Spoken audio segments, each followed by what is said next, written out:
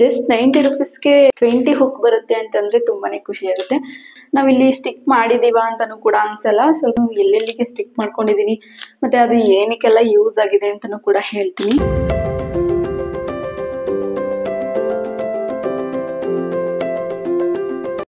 Hello everyone, welcome back to my channel. So ಇವತ್ತೇನಪ್ಪ ಅಂತಂದ್ರೆ ವರಮಹಾಲಕ್ಷ್ಮಿ ಹತ್ರ ಬಂದ್ಬಿಡ್ತು. ಸೊ ಅದಕ್ಕೋಸ್ಕರ ಮನೆಯೆಲ್ಲ ಕ್ಲೀನ್ ಮಾಡ್ಕೊಳ್ತಾ ಇದ್ದೆ. ಆಗ್ಲೇ ಒಂದು ನೆನಪಿಗೆ ಬಂತು, ಏನಂದ್ರೆ ಈ ಫೋಟೋಸ್ಗೆಲ್ಲ ನಾವು ಮೊಳೆ ಹೊಡೆದು ಈಗ ಬೇರೆಯವ್ರ ಮನೆಗೆ ಬಂದಿರ್ತೀವಿ. ಸೊ ಅಲ್ಲಿ ನಮ್ಗೆ ಈ ಮೊಳೆ ಹೊಡೆಯೋದಕ್ಕೂ ಅವಕಾಶ ಕೊಡ್ತಾ ಇರಲ್ಲ ಕೆಲವೊಬ್ರು.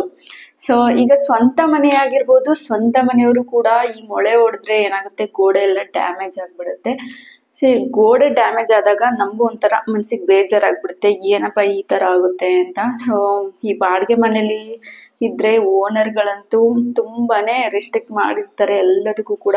ಮೊಳೆ ಹೊಡೆಯೋದ್ರಿಂದ ಗೋಡೆ ಸ್ಕ್ರಾಚ್ ಆಗುತ್ತೆ ಅಂತ ಹೇಳ್ಬಿಟ್ಟು ಅದಕ್ಕೂ ಅವಕಾಶ ಕೊಟ್ಟಿರಲ್ಲ. ಸೊ ಅಂತ ಒಂದು ಸಿಚುವೇಶನ್ ಬಂದಾಗ ನಮ್ಗೆ ಒಂದು ವಾಲ್ ಸ್ಟಿಕ್ ಅಂತ ಮೀಶೋದಲ್ಲಿ ಸಿಗುತ್ತೆ. ಸೊ ಅದರಿಂದ ನಮ್ಗೆ ಎಷ್ಟೊಂದೆಲ್ಲ ಯೂಸ್ ಆಗುತ್ತೆ ಅಂತ ನಾನು ಈ ವಿಡಿಯೋದಲ್ಲಿ ತಿಳಿಸ್ಕೊಡ್ತೀನಿ.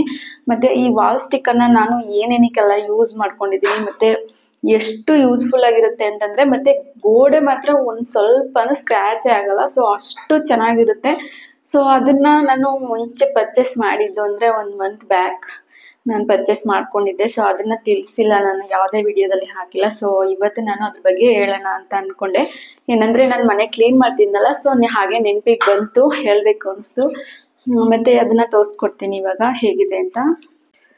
ಸೊ ಇಲ್ಲಿ ನೋಡ್ತಾ ಇರ್ಬೋದು, ಈ ತರ ಸ್ಟಿಕ್ಸ್ ಇರುತ್ತೆ. ಸೊ ಎಷ್ಟೊಂದು ಟ್ರಾನ್ಸ್ಪರೆಂಟ್ ಆಗಿರುತ್ತೆ ಅಂತಂದ್ರೆ, ನಾವು ಸ್ಟಿಕ್ ಮಾಡಿರೋದು ಈಗ ಟೈಲ್ಸ್ ಐಟಮ್ ಕಿಚನಿಗೆ ಏನಾದ್ರು ಸ್ಟಿಕ್ ಮಾಡಿದಾಗ ಸ್ವಲ್ಪನೂ ಅದು ನಾವಿಲ್ಲಿ ಸ್ಟಿಕ್ ಮಾಡಿದೀವ ಅಂತಾನೂ ಕೂಡ ಅನ್ಸಲ್ಲ, ಸ್ವಲ್ಪ ಏನು ಡ್ಯಾಮೇಜ್ ಕೂಡ ಆಗಲ್ಲ. ಸೊ ಈ ತರ ಬರುತ್ತೆ ನೋಡಿ. ನಮ್ಗೆ ಫೋಟೋ ವಾಲ್ ಕೂಡ ಹಾಕೊಳ್ಬೋದು. ಸೊ ಅದನ್ನ ನಾನು ಎಲ್ಲೆಲ್ಲಿಗೆ ಸ್ಟಿಕ್ ಮಾಡ್ಕೊಂಡಿದೀನಿ ಮತ್ತೆ ಅದು ಏನಕ್ಕೆಲ್ಲ ಯೂಸ್ ಆಗಿದೆ ಅಂತಾನೂ ಕೂಡ ಹೇಳ್ತೀನಿ. ಕಿಚನ್ ಅಂತ ಬಂದ್ರೆ ನಾನಿಲ್ಲಿ ಸ್ಟಿಕ್ ಮಾಡಿದೀನಿ. ಸೊ ದೂರದಿಂದ ಗಮನಿಸ್ತೀನಿ ಅಂತಂದ್ರೆ ಅದು ಕಾಣಿಸೋದೇ ಇಲ್ಲ, ಅಷ್ಟೊಂದು ಲೈಟ್ ಆಗಿದೆ. ಸೊ ಇದನ್ನ ನಾನು ಡಿಸ್ಕ್ರಿಪ್ಷನ್ ಅಲ್ಲಿ ಹಾಕಿರ್ತೀನಿ, ಅದರ ನೇಮು ಮತ್ತೆ ಮೀಶೋದಲ್ಲಿ ಇರುತ್ತಲ್ಲ, ಸೊ ಆ ಫೋಟೋಸ್ ಕೂಡ ನಾನು ಇಲ್ಲಿ ಸ್ಕ್ರೀನ್ ಅಲ್ಲಿ ಹಾಕಿದ್ದೀನಿ ನೋಡಿ. ಸೊ ಅದನ್ನ ಹೋಗಿ ಆ ನೇಮನ್ನ ಸರ್ಚ್ ಮಾಡಿದ್ರೆ ಸಾಕು, ಸಿಗುತ್ತೆ ನಮ್ಗೆ. ಸೊ ಈ ತರ ಸ್ಟಿಕ್ ಮಾಡ್ಕೊಳ್ಬೋದು. ಮತ್ತೆ ನಾನು ಗೋಡೆ ಎಲ್ಲ ಸ್ಕ್ರಾಚ್ ಮಾಡಿದೀನಿ ಅಂತ ಹೇಳಿದ್ನಲ್ಲ ನೋಡಿ, ಇಲ್ಲಿ 2 ಕೂಡ ಚೆನ್ನಾಗಿ ಬಂದಿದೆ, ಬಟ್ ಇದೊಂದು ಮಾತ್ರ ತುಂಬಿಟ್ಟಿತ್ತು. ಸೊ ಅದಕ್ಕೆ ನಾನು ಮೇಲೆ ಸಿಮೆಂಟ್ ಪೇಸ್ಟ್ ಮಾಡಿ ಹಾಕಿದ್ದೀನಿ. ಸೊ ಇಲ್ಲಿ ನೋಡ್ತಾ ಇರ್ಬೋದು, ಅದಕ್ಕೋಸ್ಕರನೇ ಈ ತರ ಒಂದು ಸ್ಟಿಕ್ಸ್ ಅನ್ನ ಪರ್ಚೇಸ್ ಮಾಡಿದ್ರೆ ತುಂಬಾನೇ ಒಳ್ಳೇದು ಅಂತ ಅನ್ಕೊಳ್ತೀನಿ. ಮತ್ತೆ ನಾನು ಕಿಚನ್ ಅಲ್ಲಿ ಇನ್ನೂ ಒಂದು ಸ್ಟಿಕ್ ಮಾಡಿದೀನಿ, ಅದೆಲ್ಲಾದ್ರೂ ಕಾಣಿಸುತ್ತಾ ಅಂತ ನೀವು ಒಂದ್ಸಲಿ ಚೆಕ್ ಮಾಡ್ಕೊಳ್ಳಿ, ನಾನು ಹೇಳ್ತೀನಿ.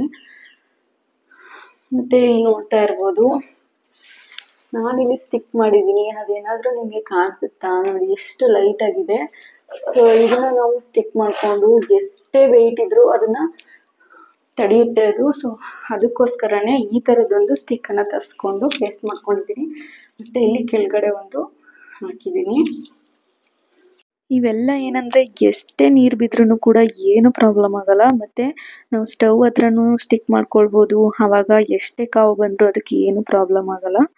ಇನ್ನೆರಡು ತುಂಬಾ ಹಳೇದಾಗ್ಬಿಟ್ಟಿದೆ ಅದು. ಸೊ ಅದು ನಾನು ಒಂದು ಸ್ಟ್ಯಾಂಡ್ ಇರುತ್ತಲ್ಲ, ಸೋಪ್ ಸ್ಟ್ಯಾಂಡು, ಸೊ ಅದಕ್ಕೋಸ್ಕರ ಪೇಸ್ಟ್ ಮಾಡಿದ್ದೀನಿ. ಮತ್ತೆ ಮೊಳೆ ತರನೇ ಒಂದು ಸಿಗುತ್ತೆ. ಸೊ ಈ ಗಡಿಯಾರ ಕಾಣಿಸ್ತಿದೆಯಲ್ಲ, ಸೊ ಇದನ್ನು ಕೂಡ ನಾನು ಒಂದು ವಾಲ್ ಅಲ್ಲಿ ಅಂದ್ರೆ ವಾಲ್ ಸ್ಟಿಕ್ ಅಲ್ಲಿ ಹಾಕಿರೋದು. ಸೊ ಇಲ್ಲಿ ನೋಡ್ತಾ ಇರ್ಬೋದು, ನಾನು ಪ್ರತಿಯೊಂದು ಕೂಡ ಮೊಳೆ ಜಾಸ್ತಿ ನಾನು ಯೂಸ್ ಮಾಡಿಲ್ಲ.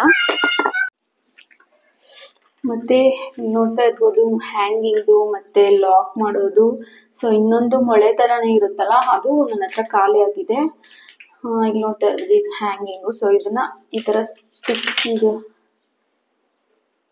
ರಿಮೂವ್ ಮಾಡಿಬಿಟ್ಟು ಪೇಸ್ಟ್ ಮಾಡೋದಷ್ಟೇನೆ. ಸೊ ಇದು ನೋಡ್ತಾ ಇರಿ, ಇಲ್ಲಿ ಬರ್ತಾ ಇದೆಯಲ್ಲ, ಸೊ ಇದನ್ನ ರಿಮೂವ್ ಮಾಡಿ ಪೇಸ್ಟ್ ಮಾಡಿದ್ರೆ ತುಂಬಾನೇ ಅಂದ್ರೆ ಎಷ್ಟೇ ವೆಯ್ಟ್ ಕೂಡ ತಡೆಯುತ್ತೆ ಇದು. ಅಷ್ಟು ನಿಮಗೆ ಒಂದ್ಸಲಿ ಪರ್ಚೇಸ್ ಮಾಡಿ ನೋಡಿದಾಗ ನಿಮಗೆ ಗೊತ್ತಾಗುತ್ತೆ, ಅಷ್ಟೊಂದು ಪವರ್ಫುಲ್ ಆಗಿರುತ್ತೆ ಈ ಒಂದು ಸ್ಟಿಕ್ ಅಂತಾನೆ ಹೇಳ್ಬೋದು. ಮತ್ತೆ ಈ ಫೋಟೋ ನೋಡ್ತಾ ಇರ್ಬೋದು, ಈ ಫೋಟೋದಲ್ಲಿ ನಾನು ಯಾವುದೇ ಒಂದು ಮೊಳೆನೂ ಕೂಡ ಹಾಕಿಲ್ಲ. ಏನಂದ್ರೆ ಈ ಫೋಟೋಸ್ ತಗೊಂಡೋಗೆಲ್ಲ ಒಂದೇ ಪ್ರಾಬ್ಲಮ್ ಏನಪ್ಪಾ ಅಂತಂದ್ರೆ, ಬ್ಯಾಕ್ ಸೈಡ್ ನಮ್ಗೆ ಹುಕ್ಕು ಕೊಟ್ಟಿರ್ತಾರಲ್ಲ, ಸೊ ಆ ಹುಕ್ಕು ನಮ್ಗೆ ತುಂಬಾನೇ ಡ್ಯಾಮೇಜ್ ಆಗಿ ಎಷ್ಟೊಂದು ಸಲ ಎಷ್ಟೊಂದು ಫೋಟೋಗಳಿಗೆ ಈ ತರ ಕಳೆದೋಗ್ಬಿಟ್ಟಿರುತ್ತೆ. ಇಲ್ಲಿದೆಯಲ್ಲ, ಸೊ ಇದು ಕೊಟ್ಟಿರ್ತಾರಲ್ಲ, ಇದು ಬಿದ್ದೋಗಿತ್ತು. ಸೊ ಅದಕ್ಕೋಸ್ಕರ ನಾನು ಒಂದು ಮೀಶೋದಲ್ಲಿ ಸರ್ಚ್ ಮಾಡಿದೆ, ಈ ಥರ ಹುಕ್ ರೀತಿ ಇತ್ತು. ಸೊ ಇದನ್ನು ಲಾಕ್ ಮಾಡಬೇಕಷ್ಟೇ, ಈ ಥರ ಕೊಟ್ಟಿರ್ತಾರೆ. ಇದನ್ನು ಪೇಸ್ಟ್ ಮಾಡಿಕೊಂಡು ಇಲ್ಲಿ ಒಂದು ಫೋಟೋಸ್ಗೆ ಒಂದು ಪೇಸ್ಟ್ ಮಾಡ್ಕೊಳ್ಬೇಕಾಗುತ್ತೆ. ಸೊ ಇದು ಲಾಕರು, ಮತ್ತು ಇದು ಓಪನ್ ಆಗಿ ಈ ಥರ ಬಂದಿರುತ್ತೆ. ಇದು ಈ ಶೇಪಲ್ಲಿ ಬಂದಿರುತ್ತೆ ನೋಡಿ. ಸೊ ಇದನ್ನು ನಾವು ಬ್ಯಾಕ್ ಸೈಡ್ಗೆ ಕರೆಕ್ಟ್ ಅಂದರೆ ಸ್ಟ್ರೈಟಾಗಿ ಇಟ್ಕೊಂಡು ಅದನ್ನು ನಾವು ಲಾಕ್ ಮಾಡ್ಕೊಳ್ಬೇಕು.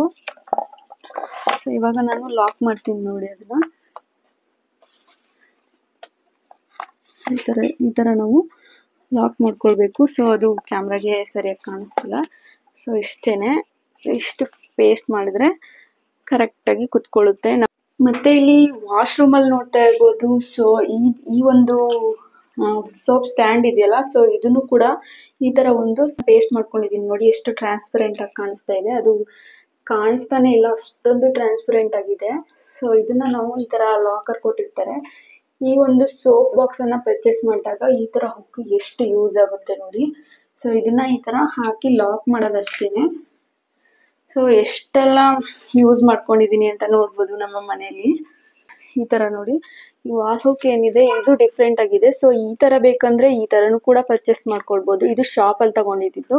ಸೊ ಮೀಶೋನೇ ಬೆಸ್ಟ್ ಅಂತ ಹೇಳ್ತೀನಿ. ಇದೇನಂದರೆ ನಾವು ಜಾಸ್ತಿ ಭಾರ ಹಾಕಿದಾಗ 5 kg ಎಬೋ ಇಟ್ಟರೆ ಅದು ಬಿದ್ದೋಗ್ಬಿಡುತ್ತೆ. ಸೊ ಅದಕ್ಕೋಸ್ಕರ ನಾವು ಮೀಶೋದಲ್ಲಿ ಇವಾಗ ತೋರಿಸಿದ್ನಲ್ಲ, ಸೊ ಆ ಥರ ಪರ್ಚೇಸ್ ಮಾಡಿದ್ರೇ ಒಳ್ಳೆಯದು. ಸೊ ಇದನ್ನು ನಾನು ಒಂದು ಕವರ್ ಆಗ್ಬೋದು, ಏನಾದರೂ ಲೈಟ್ ಐಟಮ್ಸನ್ನು ಹಾಕೊಳ್ಳೋದಕ್ಕೆ ಅಂತ ಅಂದ್ಬಿಟ್ಟು ಸ್ಟಿಕ್ ಮಾಡ್ಕೊಂಡಿದ್ದೀನಿ. ಸೊ ಇಲ್ಲಿ ನೋಡ್ತಾ ಇರ್ಬೋದು, ರಾಮನ್ ಫೋಟೋನು ಹಾಕಿದ್ದೀನಿ. ಸೊ ಇದನ್ನು ಕೂಡ ನಾನು ವಾಲ್ ಸ್ಟಿಕ್ಕಲ್ಲೇ ಹಾಕಿರೋದು. ಇವಾಗ ವಾಲ್ ಸ್ಟಿಕ್ಕನ್ನು ಹೇಗೆ ಯೂಸ್ ಮಾಡ್ಬೋದು, ಎಲ್ಲೆಲ್ಲೆಲ್ಲ ಯೂಸ್ ಮಾಡ್ಕೊಳ್ಬೋದು ಅಂತ ನೋಡ್ಕೊಂಡು ಬಂದ್ರಿ. ಸೊ ನಾನು ಯಾವ ಥರ ಯಾವುದಕ್ಕೆ ಯೂಸ್ ಮಾಡ್ಕೊಂಡಿದ್ದೀನಿ, ಸೊ ಇಷ್ಟೆಲ್ಲ ನೋಡ್ತಾ ಇರ್ಬೋದು. ನಿಮಗೂ ಕೂಡ ಈ ಒಂದು ಗೋಡೆನ ಸ್ಕ್ರ್ಯಾಚ್ ಮಾಡೋಕ್ಕೆ ಇಷ್ಟ ಇಲ್ಲ ಅಂತಂದರೆ ಈ ಒಂದು ಐಟಮ್ಸ್ನ ಪರ್ಚೇಸ್ ಮಾಡಿಕೊಂಡು ಗೋಡೆನೆಲ್ಲ ಸ್ಕ್ರ್ಯಾಚಸ್ ಆಗದೇ ಇರೋ ಥರ ನಾವು ನೋಡ್ಕೊಳ್ಬೋದು. ಸೊ ತುಂಬಾ ಚೆನ್ನಾಗಿರುತ್ತೆ.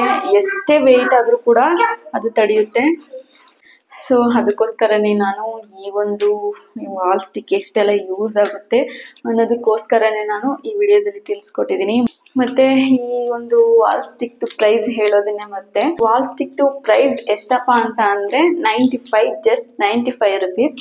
ಸೊ ಈ ಒಂದು ಸ್ಟಿಕ್ಕಲ್ಲಿ ನಮಗೆ 10 ಸ್ಕ್ರೀವ್ ಹುಕ್ ಸಿಗುತ್ತೆ, ಇನ್ನೊಂದು ನಾರ್ಮಲ್ ಆಗಿ ಈ ಥರ ಹುಕ್ ಸಿಗುತ್ತೆ.